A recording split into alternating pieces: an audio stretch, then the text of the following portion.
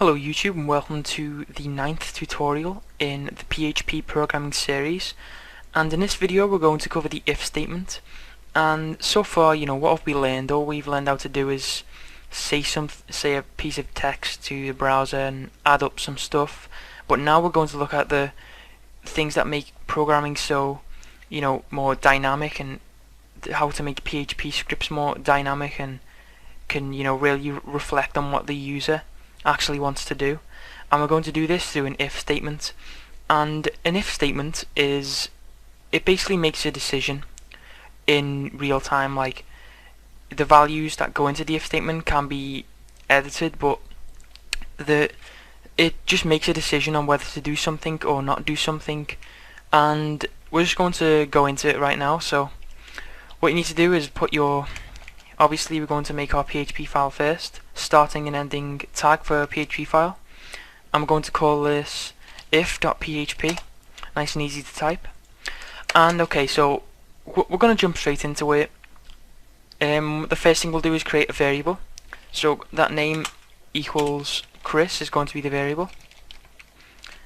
And to make an if statement, it's quite simple to type.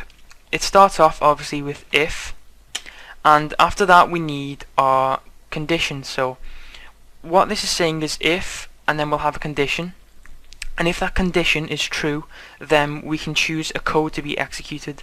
So what we need to do is put some brackets, and inside of these brackets is the condition. So the condition goes here, and what our condition is going to be is if name, and we're going to use our first comparison operator here, the equals. Now what this does is compares one thing to another, and that's saying if this equals, and then let's type Chris here, that's saying if name is equal to Chris.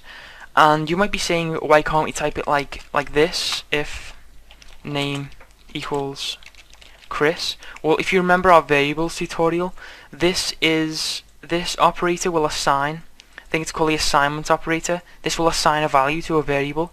So we're actually not saying if name is equal to Chris here. We're saying if, and let's go, and now name is going to be assigned Chris, so that isn't really an argument, isn't a condition. So we need to use double equal sign, and if that is true, and now we need to execute the code. Now people, any experienced programmers might question this, but I'm just going to suggest use curly brackets all the time. So we need to put open curly brackets, and then down here we're going to close curly brackets, and what this will do is all code enclosed within the start and end of this will be executed if this condition is true. So what we're going to do is echo hello Chris. Okay, and so if we save this and we go to if.php, and it's going to say hello Chris. But what happens if we change this to Tom and we reload it? And nothing will happen, because if we go to this variable name, the value of name is not equal to Chris, so it's not going to output that.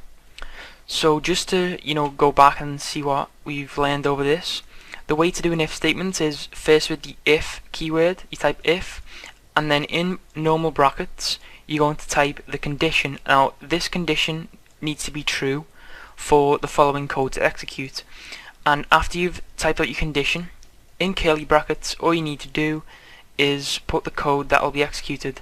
Now it is possible to do this without curly brackets, but I think number one, it makes it a lot neater, and it's quite a bad habit to do, because if you want multiple lines of code to be executed with an if statement, it will cause problems.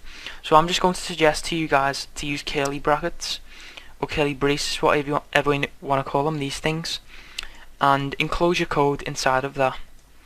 So that's the end of this tutorial for if statements. And we can also, we can try out another one. You say if name is equal to Tom,